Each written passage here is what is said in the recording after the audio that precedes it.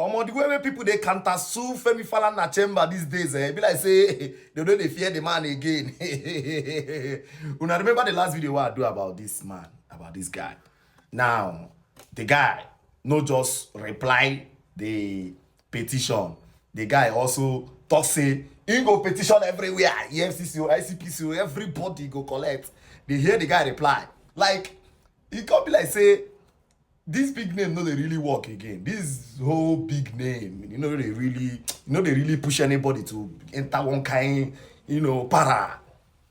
Now let's listen to what this guy wrote in reply through his lawyers. Now, I mean, this is crazy because if you read what this guy writes, the lawyers write. I don't want to talk anything. More just chook mouth. But more listen, more here. Ma read them small. Ma read them. Law Capital. He's using Law Capital as his law firm, and then they wrote to Falana and Falana. So they are trying to reply the propagation of defamatory and libelous statement against Lekki Ajah Ikoyi Property Investment Limited. So listen now. Make I increase my resolution so I go see and where tiny. The above subject matter refers. We act as counsel and solicitors to Mr. Scott Iguma, hereinafter referred to as our client, on whose unwavering instruction we write. Our client is a well-known social crusader committed to ensuring transparency and integrity in Nigeria's real estate sector. Our client has over time dedicated himself alongside other well-meaning Nigerians to educating the public on due diligence in property transactions, ensuring that unsuspecting buyers are not victims of fraudulent or deceptive property sales. Our client is therefore in receipt of your letter dated 18 February 2025, titled Propagation of Defamatory and Libelous Statement Against Lekki Ajah Ikoyi Property Investment Limited. Having thoroughly reviewed your claims, we here therefore to set the record straight. Number one, defamation is defined as reckless disregard for the truth, and the universal and fundamental defense of defamation is that the alleged defamatory statement is true, factual, and supported by evidence. Your client listed a property for $6 million on 15th November 2025, and later on the 17th February 2025 that the price was $9 million, only to offer a supposed discount back to $6 million. This act constitutes artificial price inflation, where a seller falsely raises the price of an item to create the illusion of a discount when it is later reduced to its original intended price, deceiving buyers into believing that they are getting a bargain when in reality the property was never valued at that price.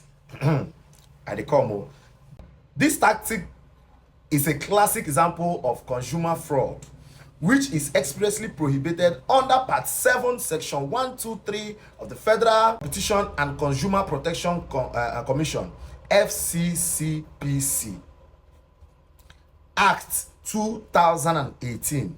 Our clients merely posed a legitimate question which any rational observer would ask.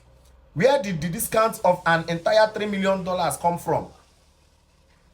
It is absurd to suggest that questioning such an unprecedented discount constitutes defamation.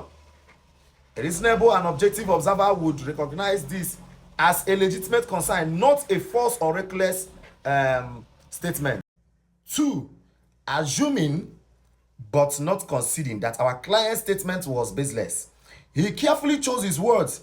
The use of the word allegedly was intentional, as terms as such that are well-established legal shields that indicates the speaker is not asserting a claim as fact, but rather highlighting concerns that require scrutiny. In essence, our client exercised caution and ensured that his words did not amount to reckless accusations, thereby rendering any claim of defamation baseless. It is essential to emphasize that our client's statements were factual and based on publicly available information, including posts made by your client.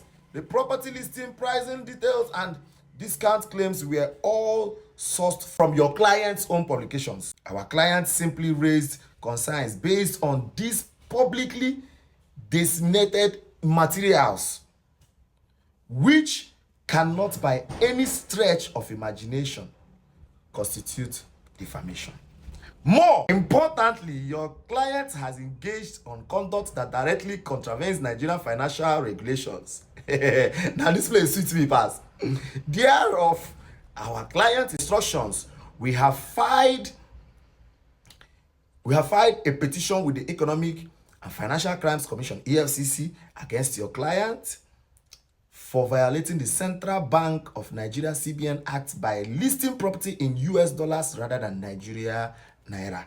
Section 20, subsection 1 of the Central Bank of Nigeria Act expressly provides that the currency notes issued by the bank shall be the legal tender in Nigeria for all transactions.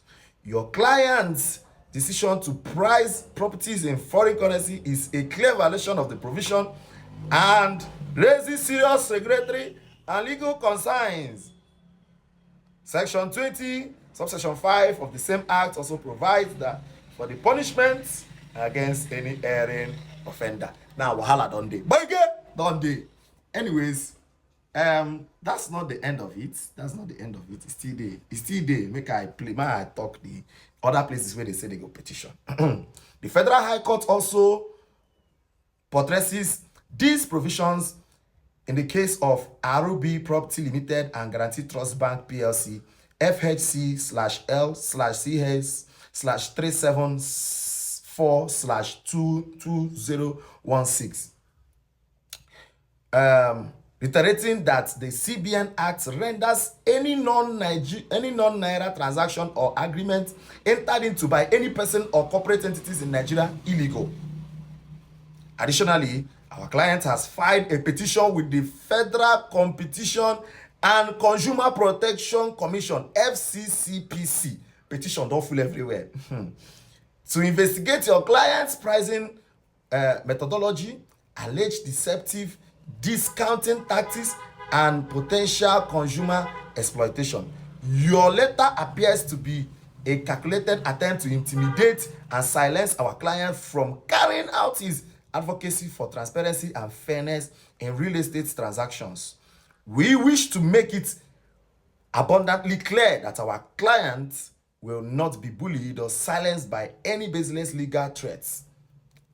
Any attempt to initiate an unfounded lawsuit against our client will be met with full preparations to defend his rights in any legal forum necessary.